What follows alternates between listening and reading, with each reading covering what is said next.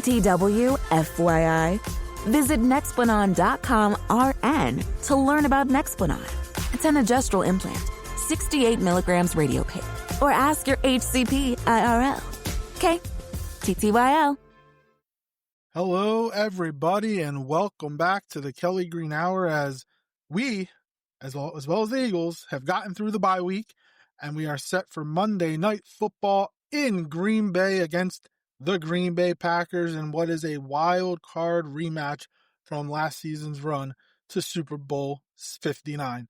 I'm your host, LJ Harrell, and as always, I am joined by my co-host, Connor Donald. Connor, what's going on, man? Not much, man. It's good to be back. I mean, obviously some technical difficulties have done us in over the last couple weeks, so we're hoping that this episode is going to go off so much better, and it's great to be back, and we're going to talk trade deadline. We're going to get into this Green Bay Packers matchup that obviously already out in the social media sphere is pretty aggressive. There's a lot of back and forth between the fan bases, so it's already building up to be a bit of a bitter rivalry, maybe mini rivalry, bitter matchup, at least for the foreseeable future.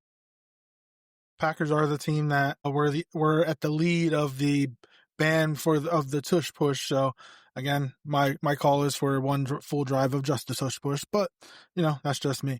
Before we jump into our discussion today, as always, follow us on Twitter at Kelly Green Hour. Follow Connor on Twitter at Connor10. Follow me on Twitter at LJRL54. And follow the Eagles Pinpool Network on Twitter, YouTube, Facebook, and wherever you get your podcasts at Eagles Pinpool Network. And if you're joining us live, let us know your thoughts in the chat on this upcoming game, on the trade deadline, of the moves that the Eagles made. Were you satisfied? Was there another move you wanted them to make? And let us know your predictions for the Eagles-Packers Monday night game. So, Connor, you mentioned we'll start off with the trade deadline. The Eagles made 3 trades, 4 moves if we include Brandon Graham being signed out of retirement. They traded for Michael Carter, a slot corner from the Jets. They sent a draft pick and John Mechie. They traded for Jair Alexander, who I wanted the Eagles to pick up over the summer when he got released by Green Bay from Baltimore for, a swap of draft picks. And then the big one, they traded for Jalen Phillips on Monday, defensive end from the Miami Dolphins, who played under Vic Fangio for a year. And if there's somebody that is excited to play in Philly, it is Jalen Phillips, all the things that he has said. What are your initial thoughts on the moves that the Eagles made, and are they enough to help the defensive side of the football, help the cornerback situation, help the the defensive line get after the quarterback? What are your thoughts? I mean, I think that the Jalen Phillips move is obviously the biggest of the moves. We knew we had to make a move at edge. Jalen Phillips was a name that was tossed out there a number of for much of their month leading up to the trade deadline. It makes sense. I mean, you watch some of the film this year. He's definitely not as fast as he was coming out, but he's obviously had 2 major leg injuries that have probably cost him a lot of his speed and a lot of his natural gifted ability that he had coming out. But obviously there needed to be a major improvement. You couldn't continue to roll out the edge rushers that we had.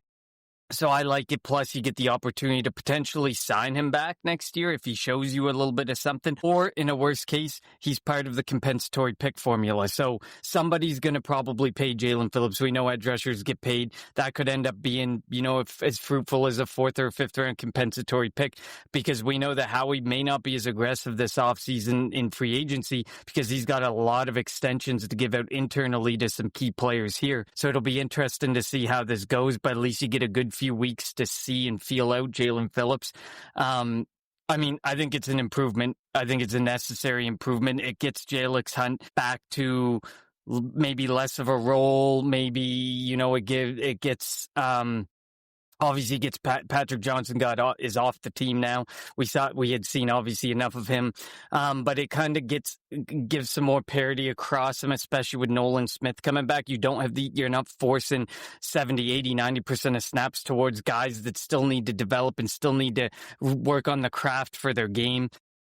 Having Nolan Smith back, the Jalen Phillips deal, and plus Brandon Graham are going to be massive for this team, for this edge room. Even if Brandon Graham's only out there 25% of snaps, the energy that he brings and the veteran leadership, which leads me into the Jair Alexander, my reaction to that one. I think that Howie realized he didn't have enough veterans in the room. And he decided this was the opportunity to go out there, get some vets, get Brandon Graham out of retirement. Probably won't play him a whole lot. Get Jair Alexander, who's a guy he kind of talked about. He's going to bring some energy. He's going to bring some swag, some things that we have missed a lot in the past when we moved on from a guy like Chauncey Gardner-Johnson. And you could tell at points this season that we're missing a bit of that swag, that leadership to kick this defense in the butt, to keep them going sometimes in games. Some of the really stupid penalties that this defense has taken generally can be helped by having a leader, a veteran leader on the sideline saying, get your head in the game, don't make those decisions. So I think Jair Alexander, I don't necessarily know if he's going to play a lot. I don't think he's Jair Alexander of the last, 2-3 years prior. That the injuries have caught up to him, age has caught up to him. I think that he can help, but I think out of the gun, Jacorian Bennett's going to get the opportunity at that CB2 role. Michael Carter, I think, is more of a, if things really are still going south at CB2 later in the season, we have a nickel corner that can cover and we can maybe move Cooper DeJean out. I think it just allows for a lot more versatility at the interior of this defense, because Michael Carter also played a number of snaps on the defensive line as a safety in the box. He and at the nickel corner. So, I think Michael Carter feels more like move that is made with just some backup planning in mind just in case. But long-winded answer, but that was my reaction to those deals. I think Michael Carter is actually potentially going to see time at safety, because I get you want Andrew Mukuba out there, just go through the growing pains, but he is out of position a lot, and I don't want DeJean being on the outside or back at safety. I want him to be in the middle, being, in the middle of all the work and where most of the plays take place. So that's why I want him to stay at slot. So it wouldn't shock me if Carter does play some safety. Maybe, if they wanted to. It's also tough because you don't want to take the linebacker. You're not going to take Bond or Dean off the field. We're already taking Campbell off the field more now that Dean is healthy and Dean is the starter at backer next to Bond. But say if you had to go 5, 6, 7 defensive backs for some odd reason, Mukuba can fill in at maybe like that Michael Jenkins type of role, play him at safety, or play him in the linebacker, the hard hitting guy. So it'd be interesting to see what Vic Fangio decides to do, just putting everybody together and all the pieces that he has. As I mentioned, I wanted Jair Alexander when he got released in June. It's shocking that, I don't know if shocking is the right word, but it's maybe telling that, the Ravens defense was really bad and he couldn't get on the field. But, the Ravens didn't have anything bad to say about him. They loved his energy. They loved him in the locker room. It just couldn't get on the field for some reason. But you have Nate Wiggins, who's a young, good corner. Marlon Humphrey, who's a vet, but he is still pretty good. So, and he doesn't play in the slot. So it was just tough to get him on the field. Again, kind of surprising, especially with the way that defense had been playing for a long time. Is he, like you mentioned, is he the same cornerback that he was, 4 years ago? Probably, most likely not. Like you mentioned, injuries have taken a toll on him, but I do think that he potentially is going to start on Monday. I really do think that we're going to see him out there, and with the added advantage that he's facing his former team. If that doesn't give you the motivation, that doesn't amp you up, then nothing will. Practices this week when they were going over special team stuff, the guys that were working with Christian Parker, usually the starters, was Quinyon Mitchell, and it was Jair Alexander, along with Coops. That I might be looking into it too much, but it wouldn't shock me if we saw Jair Alexander out there starting on Monday night. And there are injuries to the Packers on the offensive side of the ball. Like Golden is questionable. Who knows if he's going to play? But the Packers don't have that true number one receiver. Tucker Kraft was probably that, and he's out with an ACL. So it'll be, this might be a game where you don't have to keep moving Quinyon Mitchell all over the place. You can put Quinyon on one side, put Jair on the other side, and see how it goes. And with Jacorian Bennett back, if Alexander just doesn't perform up the snub, put Bennett in there. We also have Ringo. We also have we have numbers there, guys that have played. I want to see Jair Alexander out there. I want to see what it looks like. And it was a low risk and it's high reward play, because if he is any good, I'm not saying he's going to be the all pro that he was when he was with Green Bay, but if his better is better than Jackson and Ringo, and you don't have to move Coop anywhere. You can leave Coop where he's at. This defense only gets better. When it comes to Jalen Phillips, I mean, having him, and if he's able, now the one issue he had in Miami was actually, sacking the quarterback, so he fits right in with the Eagles defensive line. But, if he can get after the quarterback, force, Jordan Love and Jared Goff and Dak and all the quarterbacks that we're going to be facing in this gauntlet coming up, if they could force them into early throws, that'll help the secondary out as well, because they're not going to have to cover for 5, 6, 7, 8, 9 seconds. The quarterback's going to have to get rid of the ball because of Jalen Phillips and Nolan Smith are coming out. I'm going to be intrigued with where they line them up, because Nolan and Jalen play on the same side of the defensive line. They both play on the defensive line's left side, which is the offensive line's right side. Are either of them going to move? Who knows? But just getting Nolan Smith back while he wasn't good early in the season, he had 4 sacks last year in the playoffs, 2 against the Packers. We know the ability that he has, and if he's able to turn it on, that's like getting a draft or making a trade, because he's been out the last 4 or 5 games. So, I mean, and you mentioned BG, he's probably going to play 10, maybe 15 snaps a game. Who knows? But when Zadarius Smith retired, just getting that veteran leadership back into the locker room, and it being BG, and we know that something that Nick Sirianni had said all the time, like last year, is every workplace needs a BG. And it doesn't matter what line of work you're in, and he can only help. And I think that that's going to be big for like Jalen Carter, because if BG was on the field week 1, I don't think Jalen Carter spits at Dak and doesn't get kicked out of that game.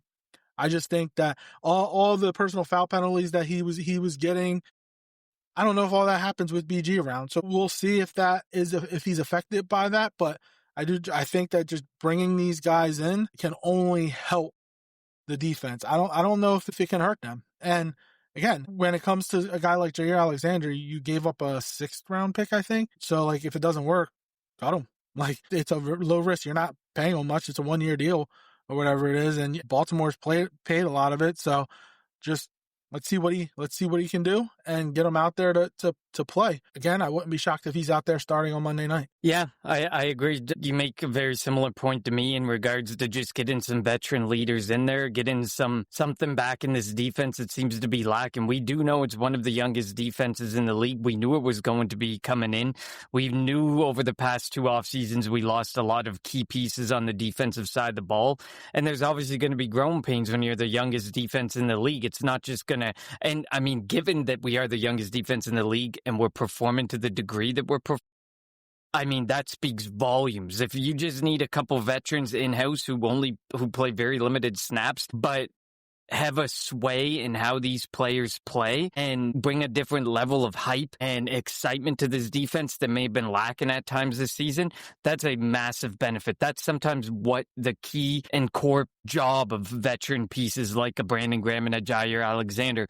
I agree with you. Jair Alexander, we haven't seen a ton from Ja'Cory Bennett. When he had his opportunities, he looked decent, but I mean, he's only played like not even 50 snaps this season. So obviously you had to have a backup plan, but I feel like that Jair Alexander wasn't necessarily picked up to run the CB2 spot. I feel like Ja'Cory Bennett still may be the guy because he's under contract next year. He's a guy that you're going to have on the team, and you maybe want to see what you have, because Ringo, obviously Jackson's going to be gone at the end of this year. Ringo, what is Ringo? It doesn't feel like he's really become that CB2 or that guy that you can have confidence in to be that CB2, but he can be a depth corner for your team. So I think that a decision's probably going to have to be made on Ja'Cory Bennett, which makes me inclined to believe that they're going to play him. But Jair Alexander in this game looks really good against his old team because, like you said, there isn't really like a stud wide receiver for this Green Bay team. This is a chance to put him out there, go out there, say, we picked your brain a bit on this team and on what this offense does. Go out there, take advantage of the matchup, and maybe if he does super well, he plays the next week. If it's a mixed bag, maybe they give Ja'Cory Bennett the shot the next week. It'll be interesting to see how they work that CB2 room. But obviously, for now, they've tried to answer it with quantity.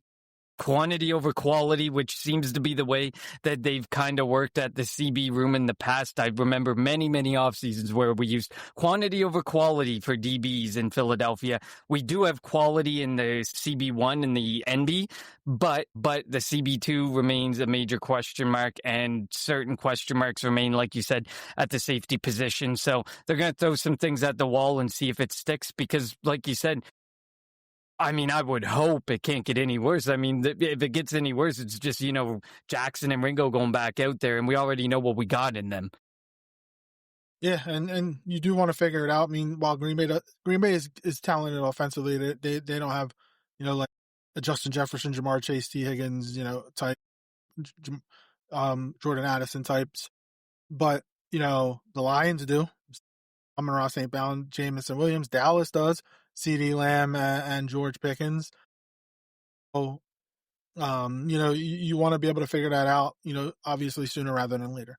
Before we jump into the game now, looking at some of the other trades made around the league, if you look at the top contenders in the NFC, the Rams didn't make a trade, the Bucs didn't make a trade, and the Lions didn't make a trade. Seattle traded for Rashid Shaheed from Seattle, or from New Orleans, excuse me. Dallas made a trade, which was weird because their season is on the brink. They traded for Logan Wilson. They picked a defender up from the only defense that was worse than theirs. And they traded a first round pick and a second round pick this year, and their first round pick next year to the Jets for Quinnen Williams. I didn't understand the moves Dallas made. If they would have won on Monday night against Arizona, I would have understood it more. But they didn't win. They lost. And they're 3 games back in the division now. They're on their bye this week. They get the Raiders and then they get us. So they're potentially be 4-5, 4-5-1 or whatever it is. I'm heading into the game against the Eagles in a couple of weeks, but it didn't make much sense. And look, it's not going to help their secondary. Did you see what Marvin Harrison Jr. did to DeRon Bland? Their secondary, and even getting Diggs back. Diggs hasn't been good whenever that may be, if he even does come back. I mean, teams are still going to be able to throw the ball on them. I don't know why they made the moves they made, and they should have kept the picks, probably, and held out faith for what can happen in the draft. I get it. Quinnen Williams is a decent interior, but he also played on the Jets, and their run defense wasn't very, very good either.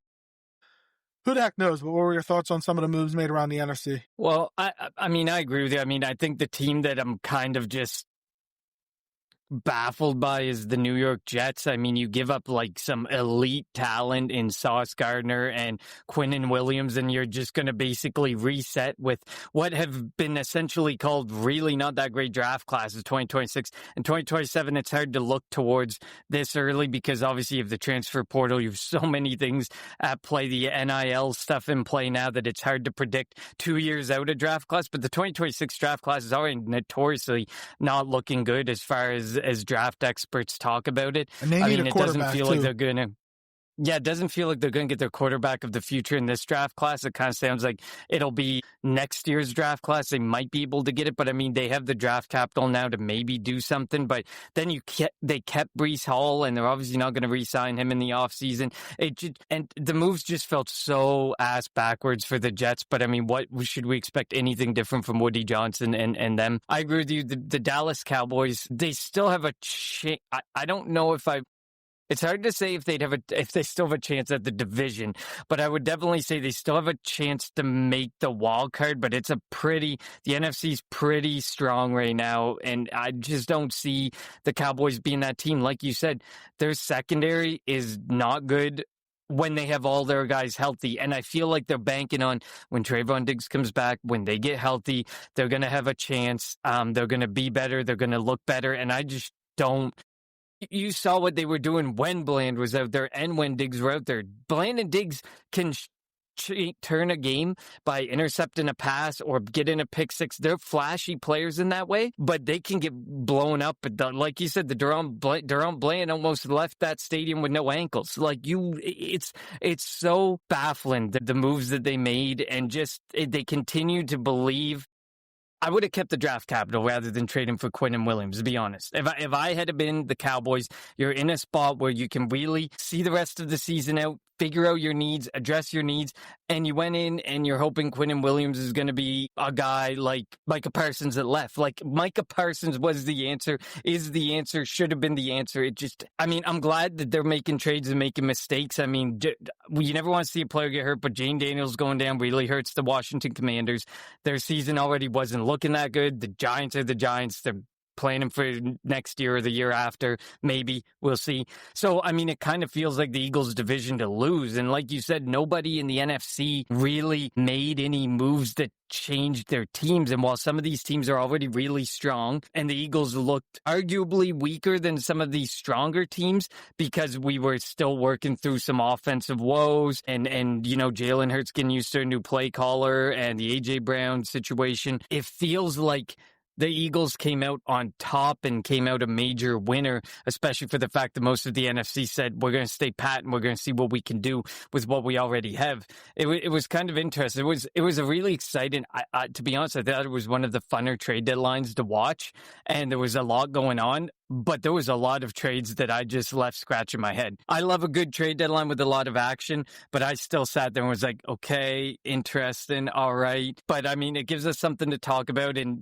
we all know, if you watch sports, boring trade deadlines aren't good for the sport. And the NFL has had some very lackluster trade deadlines. So this made a season that's been pretty good even better.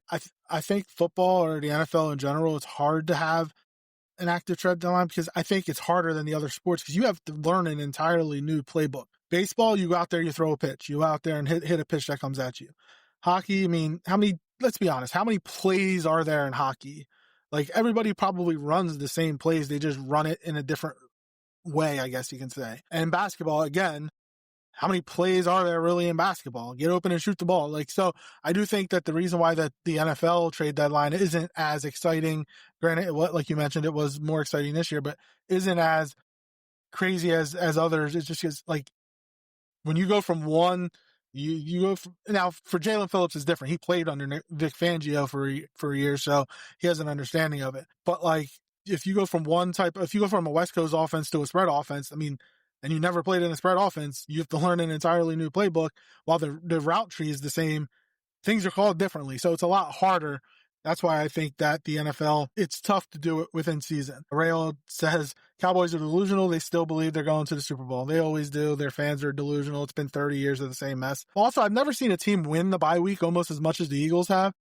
They did. The Packers lost. The Lions lost. They made the trades. Like, there were a bunch of losses, and Washington lost, and they ended up first in the NFC. So right now, the Eagles are first in the NFC. And we'll see how things go this week. All right, let's jump into this Monday night matchup. They saved the best for last this week, and it's going to be like probably snowing in Green Bay, which should be fun. And this, again, why there should be no dome stadiums. I like to see games in elements, and that's how football should be played. The Eagles should never get a dome. Buffalo should never get a dome. The Patriots should never get a dome. Pittsburgh, no dome. Chicago shouldn't, even though they are, because they're idiots, should never get a dome. Play in the elements. But yes, the Eagles are heading to Lambeau, a team that lost to the Carolina Panthers last week. They gave up over 150 rushing yards to the Panthers. You would have to think that might be the Eagles' game plan. But they're also getting healthier on the offensive side. Saquon's good. He's going to play. A.J. Brown's good. He's going to play. They're missing Cam Jurgens. So we'll see Brett Toth, even though Willie Lampkin he probably won't be active this week, but he is getting healthy. And we know he's a center and guard. So we'll see what that could be. Before we jump into are you worried about Cam Jurgens, the knee injury that he has? He had the entire bye week and he didn't practice. He hasn't played in a couple of games, and he didn't practice at all this week. I mean, I've been worried about Cam Jurgens and Landon Dickerson for the entirety of this season because both of them are clearly playing banged up. They both don't look like they did last season. I know this whole offensive line as a whole has not, but more specifically, you can dial into those two guys have definitely not looked anywhere close to themselves, and maybe the overcompensation by other people along the line is making them not look as good. Like maybe Jordan Mailata is trying to make up for the fact that Landon Dickerson and Cam Jurgens haven't been as good, and that's got his focus off of what his responsibility is on the outside there at the left tackle position. I mean, I think Cam Jurgens really needs an off season where he's not coming off of surgery and where he can really just rest and get back to himself. Unfortunately, the offseason is is still a handful of months away. So, I mean, I would say, yes, I am worried about him. I am worried about Landon Dickerson. This is a long season. This is a physical season. You have some very, very key divisional matchups coming up, which we know are very aggressive games. You don't have the easiest schedule coming up. You have like the Detroit Lions coming up. We have I think the LA Rams. The LA Rams are already played. But we do have some really tough matchups coming up, which makes it really difficult for him, because when you're trying to get better and then you're playing these teams that are really good defensively and offensively, it just puts a lot more pressure on you and your body, and it's a lot more strain. So long-winded way of saying, yes, I am concerned about Juergens and Dickerson. I'll put them together for the long run of this season. There's still so much season to go, and they both have pretty much been laboring since week 1 of this season.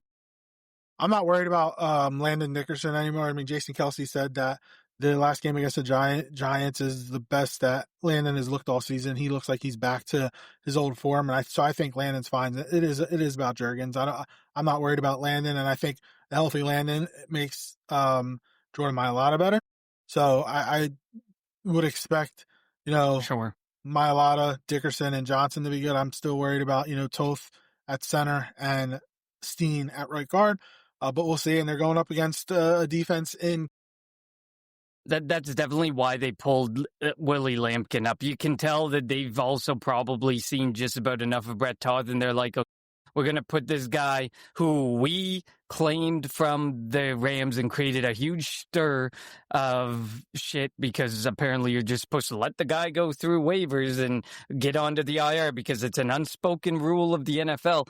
But, I mean, I think that they've seen enough of Brett Toth, too, to the point that they also want to see what's Willie Lampkin got, and he does snap the ball. He can snap the ball, not just under center, in all situations. So I think it was time that they put someone there to breathe down his neck a little bit and say, all right, you want to keep this job, you better perform to your highest level, because we got this guy who's ready to come up too. And we'll see if he even gets activated. He's questionable this week, but I don't think he will. The Eagles are going to have to make some roster moves too. EG is on the 53, or I think he's on the 53 now, but like they still have to make moves for Alexander, Phillips, Carter, Olin Smith. And like they still have to make a bunch of moves. You would have to think that maybe AJ Dillon might be out of here. Patrick Johnson's already gone. Maybe Matt Pryor. Well, the Carter deal, they didn't have to make one because Mechie went in return, so they kind of had that one. They still have to make a 3 or 4 roster moves. So that'll be intriguing to see what they decide to do in that respect, because like you think this is where you would have thought that one of the corners, let's just say Adoree Jackson might have got cut. I mean, Tank Bigsby is kind of taking over the number 2 running back spot, and Dillon has been inactive the last couple of weeks. You'd think he would be gone. So it'll be interesting to see what happens. I think they have to make moves. They might have to make moves by tomorrow, but probably Monday. We'll see. So that'll be intriguing. Looking at the game though, we'll start with the Green Bay defense. Obviously, it's going to start with Micah Parsons. Micah Parsons makes everybody, you would presume, makes everybody on that defense better. Rashawn Gary, I think, leads the team in sacks. They also have Edgerrin Cooper, Quay Walker. They have a lot of, they have a lot of skilled pass rushers that can get after the quarterback, and that can make life difficult for the offensive line and for Jalen Hurts in this game, especially when you don't have your starting center. But one thing that we've seen over the last couple of weeks, that get into the under center game, maybe Patullo is starting to get into a groove with Jalen Hurts in terms of what plays to call. So I am very intrigued to see what happens this week. And do they decide to run the ball? Do they decide to, when they used to do, when Micah was with Dallas, they would run pretty much their RPOs right at Micah and force him to pick. And wherever he went, they went the opposite. I wonder if they decide to do that. And also you want to get A.J. Brown involved early and probably often. But just, hey, we didn't forget about you. We know you're still here. We'll get you involved and then figure it out from, obviously, the running game helps the passing game. The passing game helps the running game. This is a pretty good defense the Eagles are going up against Monday night. Definitely, yeah. This is a really good defense. This offense has felt turbulent at times. But I mean, this is a defense that has not given up a ton of points. I mean, you look back at their losses, like you said, they did lose to the Panthers last week, but that was not necessarily the defense's fault. You look back a few weeks prior to this, they tied the Dallas Cowboys. They lost to the Cleveland Browns. They went to war and almost lost to the Arizona Cardinals. This is a Green Bay Packers team that Packers fans are very high on, and some of the national media has been high on them, but a lot of the national media is starting to sound some alarms on this Green Bay Packers team because they can make a lot of mistakes. Their defense can stand just like the Eagles, but the difference between the Eagles offense and the Packers offense is Jordan Love can make a lot of mistakes. We've seen him turn the ball over. I mean, he almost threw that interception in the end zone. If it was who was J.C. Horn that just had to make that catch in the end zone, the interception there. We've seen him throw some absolutely wild balls in situations where they really didn't have to be, and now he loses his top pass catcher. That's going to make things really interesting. So I do agree on the point that this Green Bay Packers defense is very good. They're going to have to mix this game up to the best of their ability, the Eagles, and try and find some weak points. Like you said, they gave up 160 rushing yards to a combination of Rico Dowdle and Chuba Hubbard. And we have Saquon Barkley and a guy like Tank Bigsby, who you may only give him 5 to 10 touches a game, but he's doing the most with those 5 to 10 touches. Maybe you lean into that circumstance and potential sign of weakness and try and take advantage of it. Of course, in prior matchups, like this seemed like an outlier for the Green Bay Packers and their rushing yards given up, because prior to that, they only gave up 100 yards to the Dallas Cowboys in that tie game that both teams put up 40 points in. So maybe this was an outlier, or maybe the Vic Fangio's watching the tape and sees a weakness that has been exploited that other teams haven't exploited for this Green Bay Packers defense. But I mean, arguably, they've been statistically one of the top rushing defenses in the league, but something seems very off about that Panthers game. I mean, the Panthers weren't forced to throw the ball a lot, but we've seen the Philadelphia Eagles in their own right not throw the ball when they don't have to throw the ball. If they see a weakness that they can exploit from a rushing standpoint, they'll rush the ball for the majority of a football game and try and take advantage of that weakness and not even worry about a pass and attack. But I think having a good mix is going to help, because I do feel like, based on the history of this, how many rushing yards and how bad this Russian defense is getting picked on, it's not often. So it feels like they'll quickly find a way to close up the gaps if they need to in a pinch. So I think it's going to be really important that Patullo continues to work some of the magic of the things that have been working. You know, Devontae Smith, A.J. Brown's going to be back, but Devontae Smith feels like he's been such a massive part of this offense. Obviously, he's been the quiet assassin for this offense, and I think that it's going to be important to find a way to mix things up and make sure not to just lean into the Russian attack. Use other aspects of this offense, despite what you may have seen against Carolina Panthers. Yeah, and looking at the secondary for Green Bay, their top corner is Keyshawn Nixon. We know he has speed, but I mean,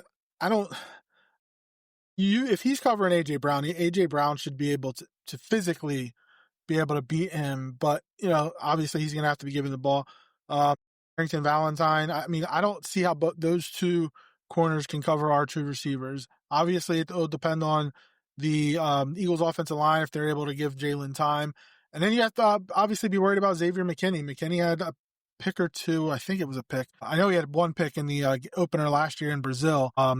And then he had a stretch last year where I think he had an interception in 5 or 6 straight games. I mean, coming off the Giants, it was somebody else that I wanted the Eagles to pick up when they signed Saquon. Get Xavier McKinney, and we can, you know, have solidified the safety position. He's really good. So that, I mean, it's going to be a really interesting battle. You know, the Eagles offense had their best game against the Giants, obviously, and then, you know, going into the bye, they've had 2 weeks off. We'll see what different, you know, variations of the offense they put in there over the bye week to try to get you know, AJ involved more, or to get the running game going. And I think with the offensive line getting healthier, we saw them starting to pull guards and tackles, and even Toth a little bit, getting them out in front. And that was able to open up huge holes for both Saquon Barkley and Tank Bigsby. We'll see if they continue with that. Obviously, the under center stuff for the Eagles offense, you know, opens up the passing game, because now they're not being as predictable. It was for the longest time when they were under center, they were just handing it off.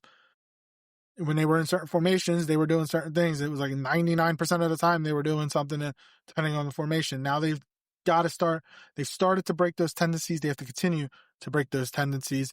And you have to think that maybe Green Bay was looking past the Panthers because now obviously they would never admit it because of the game coming up. But, the Eagles get an extra day after the bye. So we'll see if they're able to, come in fresh. Obviously, everybody but Juergens is going to be available. We'll see how things go. Going to the offensive side of the ball for Green Bay, obviously led by Jordan Love, who is trying to think. He's a good quarterback, but he's also inconsistent. I mean, there are throws he makes, and you're like, damn, that's a franchise throw.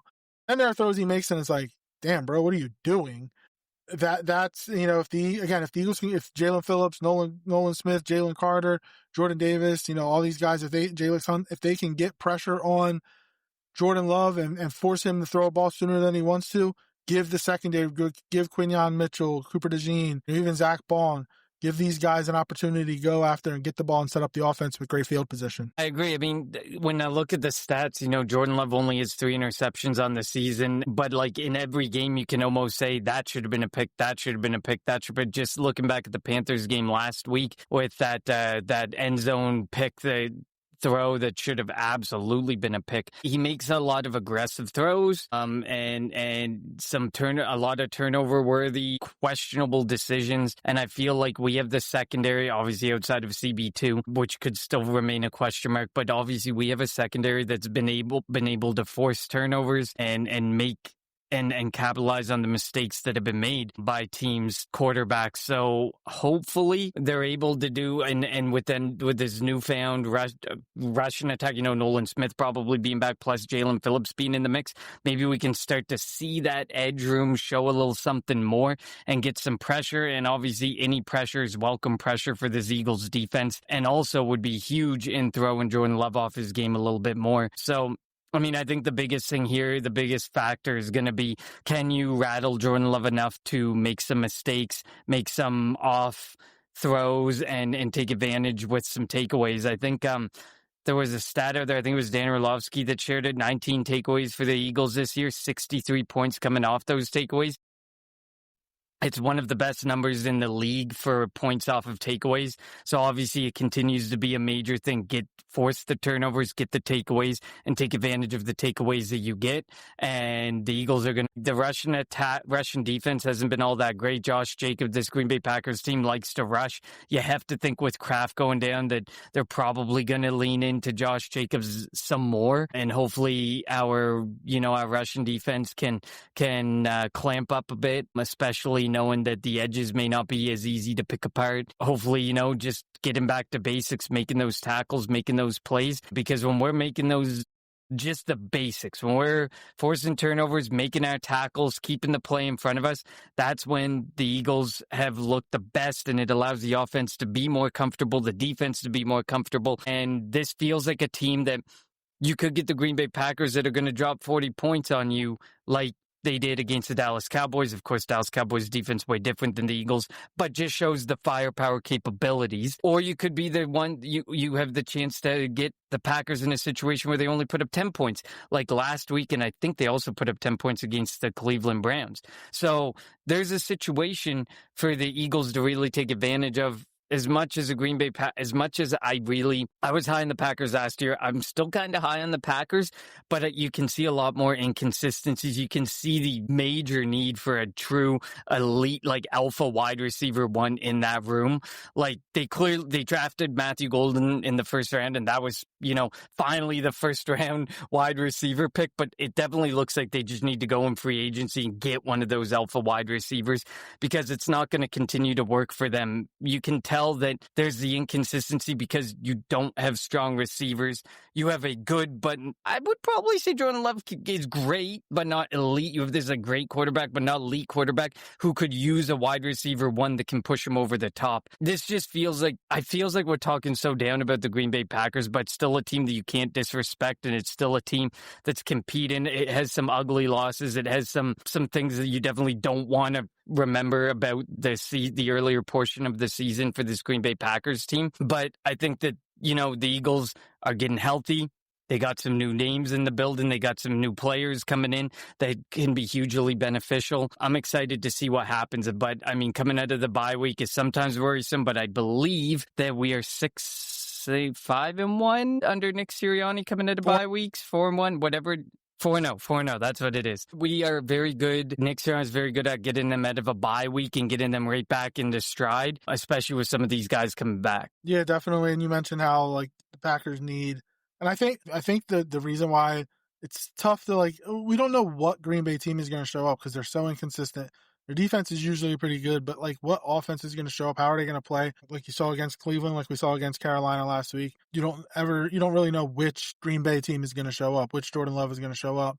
But again, going back to the offense though, looking at you mentioned Josh Jacobs, he's really good. The receiver room, they have names, they have guys that they can.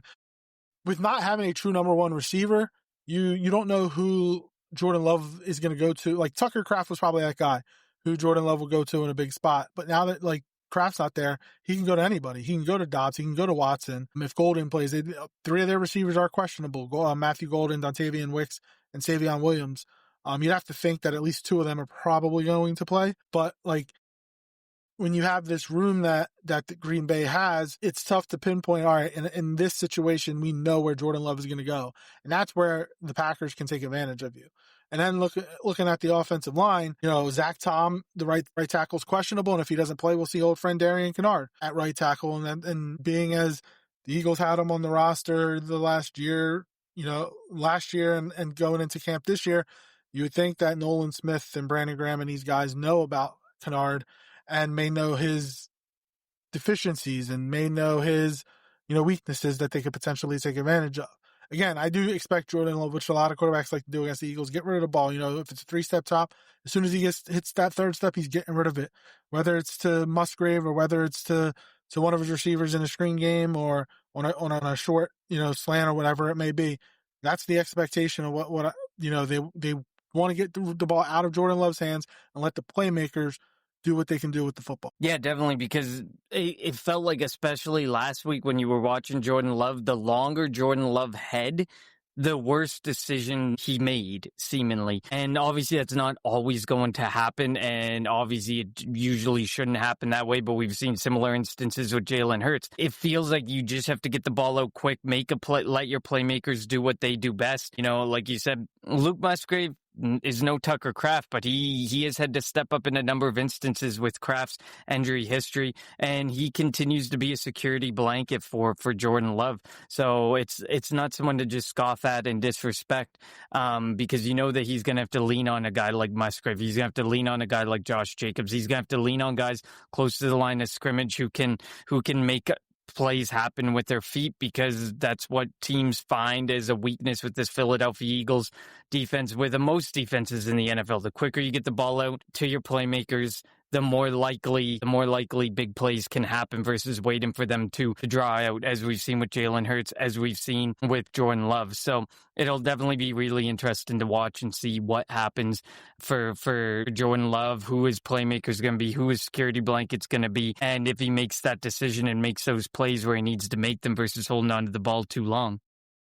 I will also say, usually when going into a games, the Eagles special teams, minus Jake Elliott and Braden Mann, when it comes to the return game, they usually don't have the advantage. But last week, against the Giants, they did pretty good. Having Xavier Gipson back there is a big plus, and I think that he has made a world of difference for the Eagles, and the fact that he was stashed on the practice squad for so long never made sense. But, making that change from, Tank Bigsby and A.J. Dillon and Mechie and whoever else we had back there to Xavier Gipson, somebody who's done it before, definitely, because you always mentioned the field position for the Eagles. It was so bad the first 5, 6, 7 weeks of the season. They were last in the NFL.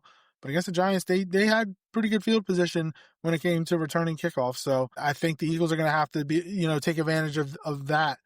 Try to get good field position, set up Jalen Hurts in the offense in good field position. The coverage teams have been a little bit better as well. So special teams is obviously it could win the game for one of these teams this week. So it's very important for the Eagles to just, be fundamentally smart when it comes to, returning kicks. And if settle in where if they're going to have to settle for a field goal here and there with the weather, you would have to think you might expect that Sirianni might risk it more and go for it on more fourth downs than normal. Yeah, I agree with you on that point. You can definitely see that there's been a big change on the special team side. The special teams has been so important. Let's just face it, the kickoff is back. It is going to be vital that you have someone who can return the football and who can give you good, decent field position. We still rank 31st in the league, but obviously 1 or 2 weeks is not just gonna shift the needle that much.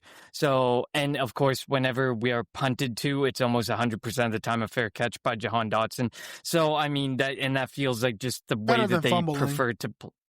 It is better than fumbling. He consistently catches the ball, and they just take the ball and the field position where it stands, which is totally fine too. But I mean, you got to have one or the other, and having the kick return game there and Gibson doing what he was doing, that it's huge to have the opportunity to start at the 30 through 40 versus the 20 through 25 that we were notoriously starting at with pretty much everybody else. And then it's not like Tank Bigsby became useless. Tank Bigsby actually became a very helpful piece on the offensive side of the ball for when you need to give Saquon Barkley a breath here and there. He's been hugely beneficial in that regard, and usually takes big chunk plays when he's given those, 5 to 10 touches that he's getting a game. And when you think about the trade that they made for him, it makes a lot more sense to trade 2 draft picks for a backup running back than it does for a kick return. BTW, FYI. Visit Nexplanon.com RN to learn about Nexplanon. It's an adjustable implant, 68 milligrams radio pain. Or ask your HCP IRL. Okay, TTYL. 100%. But yeah, I agree with you. I think we've seen there's been a lot of close games for the Eagles, a lot of close games for the Packers. I saw a stat that it was, if all one-score games had the opposite number, what would the record be? And the Eagles would be the worst team in football. So that's just how quickly things can change, and they can change in an instant. So you need those. You need to take advantage of every play that you can. Take advantage of every yard. It's a game of inches, like we've said it a million times. And the Packers would feel that very much so the same way in some of the losses that they've had and in some of the tight games that they had that could have gone either way. Winning is the only thing that matters. That's all that Jalen Hurts cares about. That's all that we as fans should care about. So stop trying to split the team up and keep asking, AJ Brown about dumbass potential trade rumors, or just stop trying. Nobody hates Philly athletes more than the Philadelphia media, and nobody hates the Philadelphia media more than Philadelphia fans. And I guess, in AJ Brown and the Eagles' defense, Diana Rossini stoked that flame every single week and kept saying an anonymous AFC. Let's just face it. It was somebody within the New England Patriots organization who she constantly went to and took the same story and ran it over and over. And a good reason why I don't pay for The Athletic. For 9 weeks, she ran the same story with the same source with a different title and a few different blurbs put into it. So, it's not just the Philadelphia media. That was purely stoked by a terrible reporting by Diana Rossini. Just saying, because obviously Adam Schefter stood by for many times saying he's not hearing the same stuff. He's not seeing that AJ Brown's going anywheres. And that came from a lot of other people in the media that they weren't hearing the same thing and they didn't see how AJ Brown was going anywheres. Just a quick rant to get that. That's fine. And she's probably still going to, in the offseason, bring it up again because what else? She's staking her career to that probably for some reason. All right, let's move clicks, to... baby. The Eagles will click and react. Let's face it. We're a reactive fan base. I like when we're boring and winning games, and that's all that matters to me. Let's move to our prediction portion. This is where we are going to give our players on offense and defense to watch, a key or two to the game, and then we give our prediction after we both give those. I have mine written down, so I can't change it. Connor, we are both 4-4 on the season. The Eagles sit at 6-2, first place in the NFC East and in the NFC right now. What are your keys to the game and players to watch. I mean, keys to the game is keep doing on offense, keep doing what's been working, keep changing things up. Don't become predictable. Don't get back into those old habits. That's probably going to mostly fall on Kevin Patullo to continue to see what's been working and going well. And doesn't matter who's under center. That shouldn't make a difference, despite what we may presume about the fact that Brett Toth not being able to snap in shotgun may have been the difference maker for this offense. My player to watch is going to be Devontae Smith. Devontae Smith has been huge. I think he's top 10 in receiving yards, and he has some of the fewest actual receptions because of how big of a big play threat and how he has been this season. Through all the noise, he continues to be someone who Jalen Hurts has been able to lean on, and it seems they continue to have that connection where at times A.J. Brown and Jalen Hurts may feel disconnected. And I think it's going to be important that you're going to need to lean on multiple aspects of this game and continue to just not remain predictable and use both facets of your game, your passing game and your rushing attack, to take advantage of this Green Bay Packers defense and to keep them on their heels. Obviously, if they see things become predictable, this Green Bay Packers defense is definitely going to make things happen. We know they will. On the defensive side of the ball, it's going to be, make Jordan Love uncomfortable, plain and simple. When Jordan Love is forced to hold on to the ball, that appears to be when he makes his worst decisions. He's without his favorite security blanket, his favorite weapon in general, Tucker Kraft. I mean, they have names. They have guys that can step up and make plays, but the player is Jordan Love, and him being able to get the ball down the field to those guys to make the plays. And if you can make him uncomfortable, and if you can make him hold on to the ball, that seems to be when he's just going to make his biggest decisions and turn the ball over. The Green Bay Packers have one of the highest turnover rates in the league. I think a top 10 turnover rate league at 8% or something like that. Not all on Jordan Love, but it shows that they are turning the ball over at a significant rate, which brings me to my player to watch on the defensive side of the ball. I'm going to go with Jalen Carter. Jalen Carter is going to be the one that has to eat those double teams, start drawing some attention away, and give an opportunity for Nolan Smith, Jalen Phillips, and some of those new names to get home and start creating some pressure and doing something that the Eagles have struggled with all season. So I'm going with Jalen Carter, and those are my keys to the game. So on the offensive side of the football, I'm going with A.J. Brown. He's back after missing the Giants game, and I think that they're going to try to get him involved, and let's get a quick slant, just get him involved, just to show, hey, look, we didn't forget about you. And offensively, the key to the game offensively is going to be the same as it always is. Just don't turn the football over. Don't give the Packers short fields. You know that Micah Parsons, that battle that he's going to have with Lane Johnson and Jordan Mailata, it's going to be big, and they're probably going to line him up over Toth too to see if they can beat him up the middle that way. But Jalen does one of the good things that Jalen does, and he does a lot of good things. He doesn't turn the ball over a lot. Like, he has one interception on the year. He has 2 turnovers total. I think the Eagles have the least amount of turnovers in football this year, with only 2, if I'm not mistaken. They might have 3 or whatever, but I know that Jalen has an interception and a fumble, and I'm not even sure if anybody else has a fumble. So that's the one thing that the Eagles have done a great job at is just protecting the football. And if Jalen and the Eagles are able to do that, I think they'll be able to move the ball. I also do want to see a drive full of tush pushes. It's probably not going to happen, but I think it would be hilarious. Just a full drive of tush pushes, take away pretty much an entire full quarter and kind of rub it in the face. I do hope that there is, a big play that it's going to come down to the tush push. And, obviously, there's going to be a bunch of Eagles fans in the stadium, and that it's going to get it rowdy with Packers fans booing and Eagles fans cheering.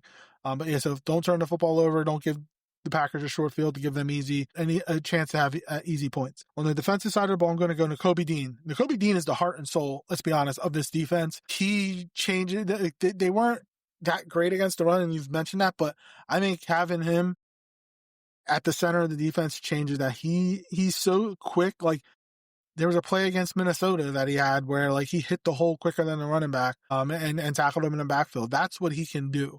And he can get everybody in the right spot. He knows this defense. It's going to be I get they drafted Jahad Campbell and they signed Nakobe Dean, they signed Zach Baun. They're going to have to find a way to bring Nakobe Dean back. I don't care how you do it. Find a way. If you have to go to a 4-3 so you can play all 3 of those linebackers next year, do that. But Nakobe Dean needs to be on this team. he is so good, and I expect Nakobe to have a big game. And I think, was it the Packers game or was it the Rams game he got hurt in last year? It might have been. I feel like it was the Packers game. I think it might have been the Packers game as well, yeah. So, like, this, if it was the Packers game, and again, I could be wrong, but, like, this is big, like, and obviously it's not the same field because it happened at the Link against the Packers, but, like, just being able to come back and return and play against the team that you got hurt, and it wasn't nothing malicious, it was a freak thing, but just, you know, for the mental psyche, and I think that Nakobe Dean is going to have a big game. Get after Jordan Love. Like, they don't the Packers don't turn the ball over often. Like, I think they're just behind the Eagles. They're second or third in the league in least amount of turnovers. But again, if you get after Jordan Love, he did it last week against the Panthers. He just threw up a duck in the end zone, and it seemed like it was a mistake, but like right there was a Panther player. Like, if you do that and give your offense a short field, again, you can score, and you know, it could be the first of 20 wins this game. It's not going to be a high scoring game. But I feel as if the Eagles defense should be able to, with all the new weapons, should be able to give their offense quality opportunities to put points on the board. Prediction time, Connor. Who you got? Yeah. So, and just sorry, I misspoke. It's 6.3% turnover rate for the Green Bay Packers. So yes, they don't turn the ball over a whole lot either. Adams Exploits, thanks for joining us. He says the NFL Network all but one picked the Eagles most headed at a 6 or less point win. So with that, into the predictions we go. I have the Eagles winning 31-27. Oh, you high score. I don't have as high a scoring of a game. I have the Eagles winning 24-20. It is going to be close. It's going to come down to the fourth quarter.